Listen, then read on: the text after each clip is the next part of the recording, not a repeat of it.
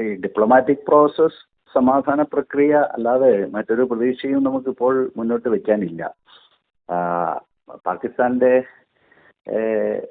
സൈനിക മേധാവി അസീം മുനീറും ഇറാന്റെ വിദേശകാര്യ മന്ത്രി അരാക്ചിയും തമ്മിൽ അനൌദ്യോഗിക കൂടിക്കാഴ്ചകളും ടെലിഫോൺ സംഭാഷണങ്ങളും നടന്നുവെന്നും അതിന്റെ തുടർച്ചയായി അമേരിക്കയുമായി ബന്ധപ്പെടുകയും വീണ്ടും സമാധാന ചർച്ചകളിലേക്ക് വരാനുള്ള സാധ്യത തെളിഞ്ഞു വന്നു എന്നുമൊക്കെ റിപ്പോർട്ടുണ്ട്.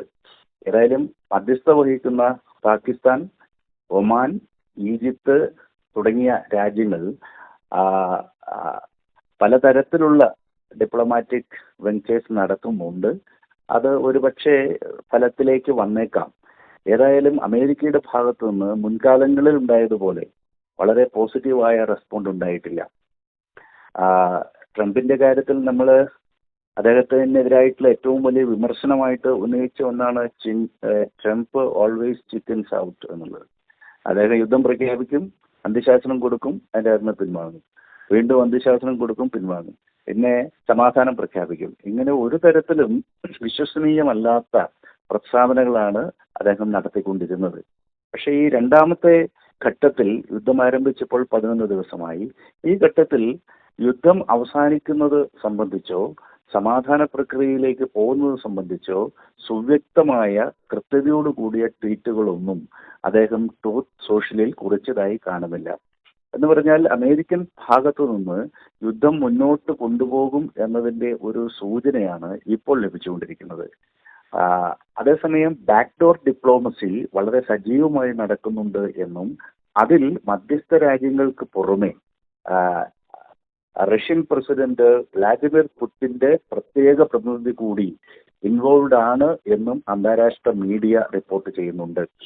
അത് ഉക്രൈൻ യുദ്ധത്തിന്റെ പശ്ചാത്തലത്തിലും ഇറാൻ റഷ്യ സവിശേഷമായ ബന്ധത്തിന്റെ പശ്ചാത്തലത്തിലും ഈ യുദ്ധത്തിൽ റഷ്യ ഇടപെടുന്നതിന്റെ ഒരു സൂചന കൂടിയാണ്. അപ്പോൾ ഈ രീതിയിൽ പല വൻശക്തി രാഷ്ട്രങ്ങളും സമാധാന പ്രക്രിയയെ മുന്നോട്ട് കൊണ്ടുപോകുന്ന ഇടനിലക്കാരും ഡിപ്ലോമാറ്റിക് ചാനലിലുള്ള സംഭാഷണങ്ങളും സമാധാന ചർച്ചകളും മുന്നോട്ട് കൊണ്ടുപോകുന്നുണ്ട് എന്നുള്ളത് വാസ്തവമാണ്.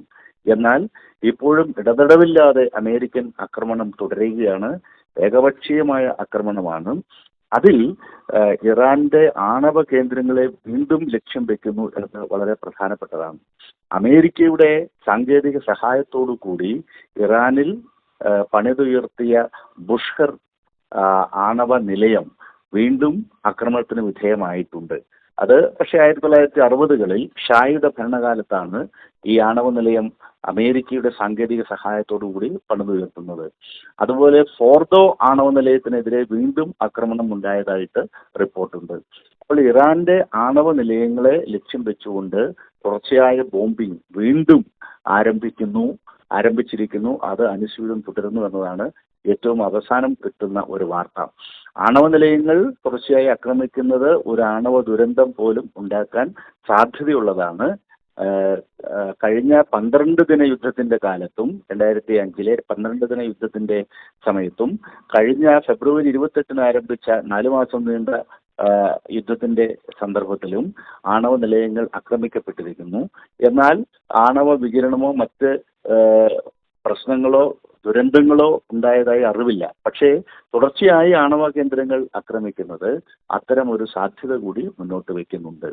അപ്പോൾ യുദ്ധം ഈ ദിശയിൽ മുന്നോട്ട് പോകുമ്പോൾ ഗൾഫ് മേഖലയിലേക്കുള്ള ഇറാന്റെ ആക്രമണങ്ങളും ഇടതടവില്ലാതെ നടക്കുകയാണ്.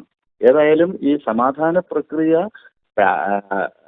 പിൻവാതിലൂടെയുള്ള ചർച്ചകളാണെങ്കിൽ കൂടി നടക്കുന്നുണ്ട് എന്നത് ശുഭതോദർക്കമാണ്. അതേസമയം എത്രമാത്രം ഫലം കാണും എന്ന കാര്യത്തിൽ ഇപ്പോഴും ആശങ്ക നിലനിൽക്കുകയാണ്. ഏറ്റവും പുതിയ വാർത്തകളും വിശേഷങ്ങളും വിരൽത്തുമ്പിലറിയാൻ സീ മലയാളം ന്യൂസ് എല്ലാ ഡിജിറ്റൽ പ്ലാറ്റ്ഫോമുകളിലും ലഭ്യം.